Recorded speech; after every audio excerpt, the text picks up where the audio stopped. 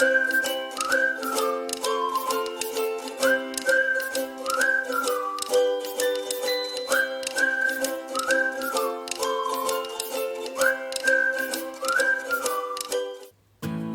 Friends, তো হাতের কাছে চটপট পেয়ে যাওয়া আর ভীষণই কম ইনগ্রেডিয়েন্ট দিয়ে যদি আমরা টেস্টি ব্রেকফাস্ট তৈরি করে দিই তাহলে খুব ভালো হয়, তাই না? তো ফার্স্ট আমরা দেখে নিচ্ছি সুজির প্যানকেকস বা সুজির চিলা। তো এর জন্য আমি এখানে নিয়ে নিচ্ছি একটা পেঁয়াজ, এটা ছোট ছোট করে কেটে নিয়েছি। আর নিয়েছি এখানে ছানা বা পনিরকে গ্রেট করে নিলেও চলবে, এটা আমি নিয়েছি হাফ কাপ। একটা ছোট্ট গাজর, ওটাকেও আমি গ্রেট করে নিয়েছি, এটাও হাফ কাপ, এক মুঠো মতন।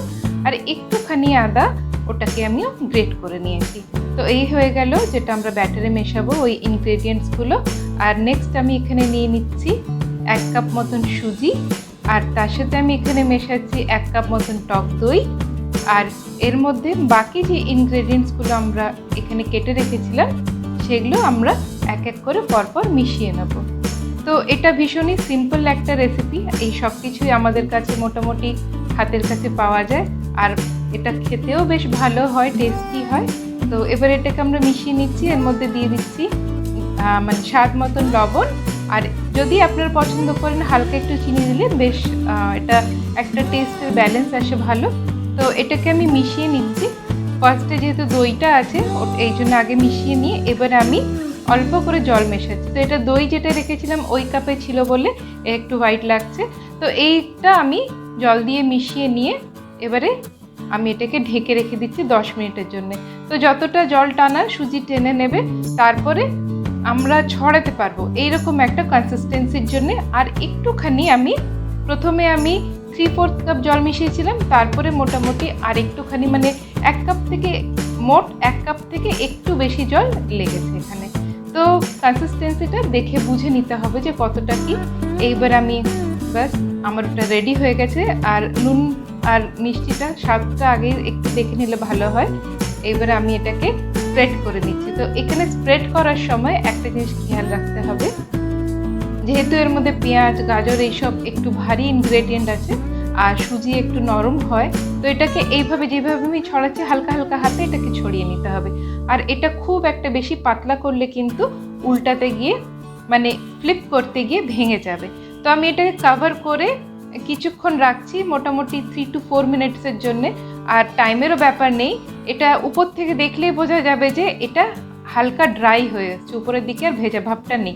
তো এবারে তেল দিয়ে এটাকে ফ্লিপ করে নিচ্ছি।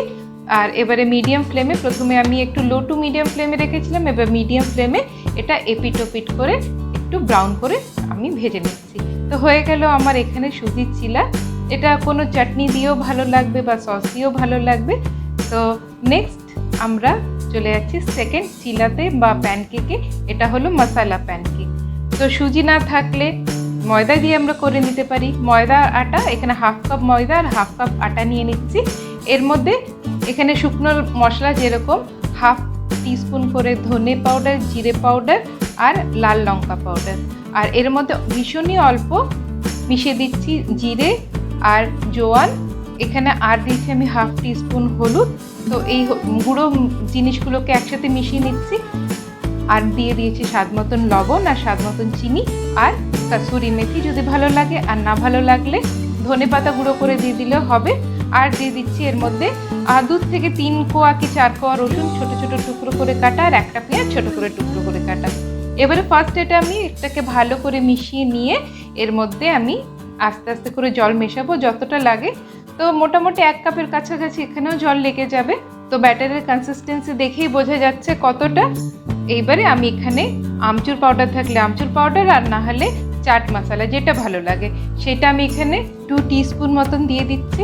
তো এখানে আমার অল্প লবণ কম মনে হচ্ছিল, তো ওটা আমি একটু লাস্টের দিকে মিশিয়ে দিই। তো টক আর লবণের ব্যালেন্সটা একটু দেখে নিতে হবে, তারপরে লবণটা মেশাতে হবে। তো এইটা বানানোর জন্য আমি অল্প একটু তেল দিয়ে দিয়েছি, বেশি তেল কোনোটাতেই লাগবে না। এই যে ব্রেকফাস্টগুলো আজকে যেগুলো দেখাচ্ছি, তো এখানে তেলটা দিয়ে একটু এটা আমি টিস্যু পেপার দিয়ে মুছে নিলাম। তো এবারে দেখতেই পাচ্ছেন যে এখানে কনসিস্টেন্সিটা কতটা হবে। তো এটাকেও আমি এইভাবে ছড়িয়ে নিচ্ছি, কেন এর মধ্যে একটু যেটা পেঁয়াজ আছে, তো সেভাবে ছড়ালে হবে না। তো এটা ঢেকে রাখলে কিছু মিনিটের মধ্যেই উপরটা একটু ড্রাই হয়ে আসে। আর এবারে এটাকেও অল্প তেল দিয়ে এপিট ওপিট করে একটু লাল লাল করে ভেজে নিলেই হবে। এটা বেশ চটপটা খেতে হয়, ভালোই লাগে খেতে।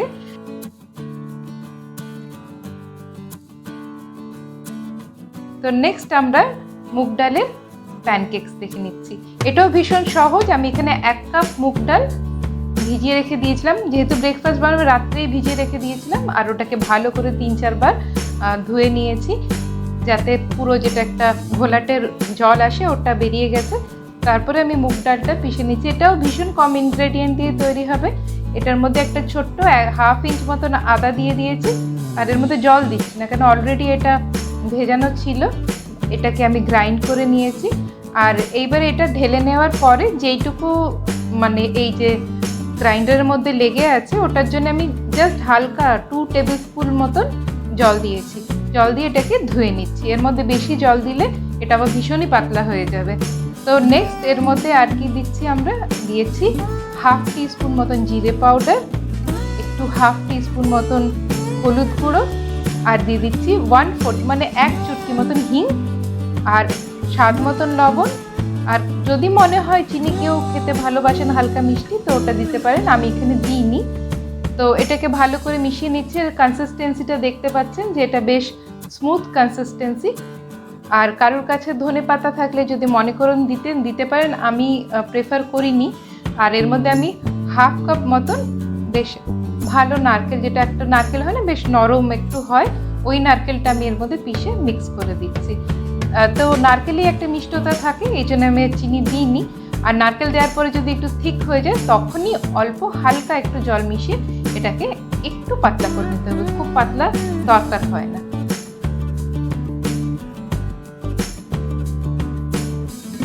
তো এটা তো ভীষণই অল্প তেল লাগছে। অল্প তেল দিয়ে এখানে তেলটাকে কিন্তু মুছে তুলে নিতে হবে। জাস্ট একটা তেলে মানে বেস থাকবে, ওরই উপরে আমি এটাকে স্প্রেড করছি। তো এটা বেশ পাতলাই হয় আর স্প্রেড করতেও অসুবিধা হয় না, যেরকম আমরা ধোসা স্প্রেড করি ওইভাবেই করলে হয়ে যায়।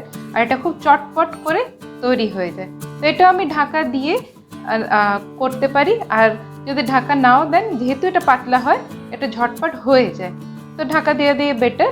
আর তেল দিয়ে জাস্ট এপিট ওপিট করে ফ্লিপ করে নিয়ে এটাও আমাদের রেডি। এটা গ্রিন চাটনি, যেরকম ধনে পাতার চাটনি বা কোনো সস দিয়ে খেলে বেশ ভালো লাগে খেতে। তো আশা করছি এটাও আপনাদের ভালো লাগবে, ট্রাই করে একবার দেখবেন। তো এই ধরনের আমি রেসিপিস আপলোড করি আমার চ্যানেলে। যদি আপনাদের পছন্দ হয় তো আমার চ্যানেলকে সাবস্ক্রাইব নিশ্চয়ই করবেন। আর এই রেসিপিগুলো যদি আপনাদের ভালো লাগে তো একটা লাইক দিয়ে আমার চ্যানেলকে সাপোর্ট করবেন। তো নেক্সট আমরা দেখিনি স্প্রাউট চিলা বা স্প্রাউট প্যানকেক। তো এটার জন্য আমি যেটা গোটা মুগ, যেটা দিয়ে আমরা তড়কা বানাই, ওইটা আমি 1 কাপ ভিজিয়ে রেখেছিলাম। তো এটাও আমি রাতভর ভিজিয়ে রেখেছিলাম, আর বা 3-4 ঘন্টা ভিজিয়ে রাখা যায়। তারপরে এটাকে জল ঝরিয়ে নিয়ে আমি রেখে দিয়েছিলাম আরও 5-6 ঘন্টা মতন এমনি, এই যেটার মধ্যে আমি ছেঁকেছি সেটার মধ্যেই। এবারে আমি স্প্রাউট হয়ে যাওয়ার পরে এটার মধ্যে মিশিয়ে দিলাম লঙ্কা, আদা আর অল্প জল, কেন এর মধ্যেও অলরেডি জল আছে। আর এই স্প্রাউট যেটা হয়, এটা যতক্ষণ আপনি ফ্রিজে রাখবেন, মনে করুন যদি 1-2 দিন রেখে দেন, স্প্রাউটটা আরও ভালোভাবে হয়ে যায়। তো এর মধ্যে দিচ্ছি 5-6 কোয়া মতন রসুন, একদম ছোট ছোট করে কুচি করা। আর এখানে মিশিয়ে দিচ্ছি একদম ছোট ছোট করে কুচি করা পেঁয়াজ। আর আমার কাছে ধনে পাতা ছিল বলে আমি এটা অল্প দিয়ে দিচ্ছি, ধনে পাতার টুকরো ভালোই লাগে। আর নুন মিষ্টি নিজের স্বাদ মতন, মিষ্টিটা না দিলেও চলে, নুনটা স্বাদ মতন এর মধ্যে দিয়ে নিতে হবে। তো এটা ভালো করে মিশিয়ে নিয়ে এবারে আমি এর মধ্যে মেইন যেটা হলো একটু ময়দা দিয়ে দেবো। তো 2 টেবিল স্পুন মতন ময়দা দিয়ে, আর যদি একটু বেশি লাগে তাহলেও দিয়ে দিলে হবে, যেটা এই কনসিস্টেন্সিটা যেন ঠিক থাকে। কেন এই গোটা মুগের চিলাটা ভীষণই সফট হয়, ভীষণই নরম হয়, মানে এটা উল্টাতে পারা তখন মানে ফ্লিপ করতে পারাটা বেশ মানে টাফ হয়ে যায়। তো এই জন্য আমি এই প্যানকেকটা একটু ঠিক রাখছি। একদম পাতলা হয়ে গেলে তো একদমই উল্টানো যাবে না। তো এটাও আমি মিডিয়াম ফ্লেমে কভার করে হতে দিয়েছি আর এটাকে সেট। তো এইবারে আমি তেল দিয়ে দিচ্ছি। আর এটা উপর পাটটা দেখলেই বোঝা যাবে একটু ড্রাই হয়ে এসছে, যেটা হয়ে এসছে। আর ভীষণই হালকা হাতে এটাকে ফ্লিপ করতে হবে। অল্প করে তুলে দেখলে সাইড থেকে বোঝা যাবে এটা হয়ে গেছে। তো এবার আমি এটা ফ্লিপ করে দিচ্ছি, দেখুন এটা হয়ে গেছে, কিন্তু এটা ভীষণই ডেলিকেট হয় এই প্যানকেকটা, তো খুব সাবধানে উল্টাতে হবে। আর বাস, বাকি এটা তেল দিয়ে এপিট ওপিট, বেশিবার উল্টালে চলবে না, জাস্ট 2 to 3 টাইমস যাতে উল্টাতে হয় সেই ব্যবস্থাটা রাখতে হবে। তো এই চিলাটাও বেশ ভালো খেতে, খুব পেটকে ফিল করে, একটা খেলে বেশ অনেকক্ষণ পেটে থাকে এটা। তো নেক্সট আমরা যেটা গোলা রুটি বলি ওইটা আমরা দেখে নিচ্ছি। এর জন্য আমি এখানে 1 কাপ ময়দা নিয়ে নিচ্ছি, আর এর মধ্যে আমি দিচ্ছি 1/2 টিস্পুন মতন লবণ আর 1 টিস্পুন মতন চিনি। তো লবণ আর চিনিটা নিজের উপরে ডিপেন্ড করে কতটা কি দিতে চান। আর এর মধ্যে আমি একটা ডিম ফেটিয়ে নিয়ে ওইটা দিয়ে দিচ্ছি।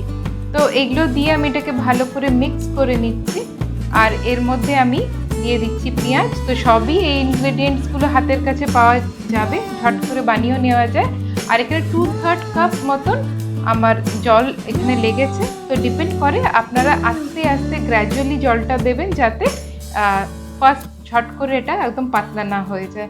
আর এর মধ্যে 1 টিস্পুন মতন তেল দিয়ে, তো এই হলো কনসিস্টেন্সি, এটা একটু ফ্লোই কনসিস্টেন্সি হয়। বাস এটার জন্য গোলা রুটি আমরা তো খাই আর খুব ফটাফট হয়েও যায়। তো আমি এর মধ্যে অল্প তেল দিয়ে দিয়েছি, কিন্তু গোলা রুটিতে খুব একটু অল্প তেল দিলে হবে না, যেহেতু এর মধ্যে ডিম আছে আর ওটা ভালো করে তাহলে ভাজা হবে না। তো এটাকে আমি খুব একটা পাতলা করছি না, মোটামুটি একটা মিডিয়াম থিকনেসে রেখেছি, কেন এর মধ্যে একটু পেঁয়াজেরও আছে। তো আশা করছি আপনাদের এটা ভালো লাগবে। তো আবার এই ধরনের রেসিপির সাথে দেখা হবে, ততক্ষণ সবাই ভালো থাকবেন, সুস্থ থাকবেন।